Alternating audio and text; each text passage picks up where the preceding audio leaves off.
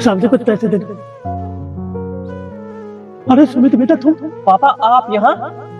सुमित बेटा सुनो सुनो बेटा, सुमित बेटा ऐसा मत करो, सुमित बेटा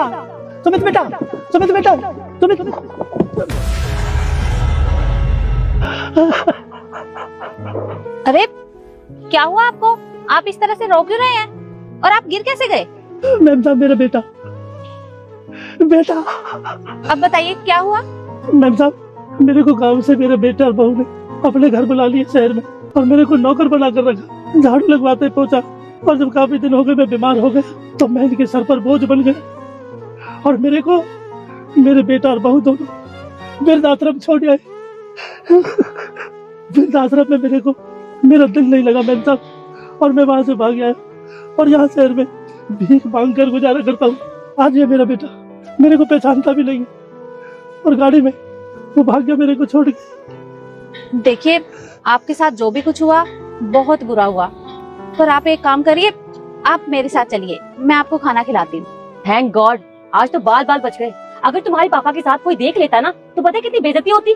तो मुझे ये समझ नहीं आ रहा कि उन वृद्धाश्रम वालों को हमने कितने पैसे खिलाए, उसके बाद भी ये बुड्ढा बाहर करके रहा, भीख मांग रहा था। मैंने तुझसे पहले ही बोला था कि उनको हर महीने पैसे देने पड़ते हैं, और 2-3 महीने पैसे दिलवा के तूने ही मना कर दिया कि क्यों पैसे बर्बाद करे बुड्ढे के पीछे। अब देख ले, छोड़ दिया ना खुला बुड्ढे को उन लोगों ने। और आगे से अगर मुझे दिख गया ना तो सुमित मुझसे बड़ा कोई नहीं होगा। ठीक है, अभी ऑफिस के लिए लेट हो रहे हैं, मैं शाम को जाके उनसे फिर से बात करता हूँ और पैसे भी दे दूंगा। चल चलो। सुमित बेटा बुड्ढे।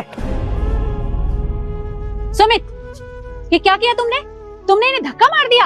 अरे मैम देखिए ना, पता नहीं कहाँ से भिखारी मेरे गले पड़ रहा है। ऑफिस जाने के लिए लेट हो रहा हूँ और सुबह सुबह भीख मांग रहा है, चिपक रहा है मुझे आके। चुप करो तुम,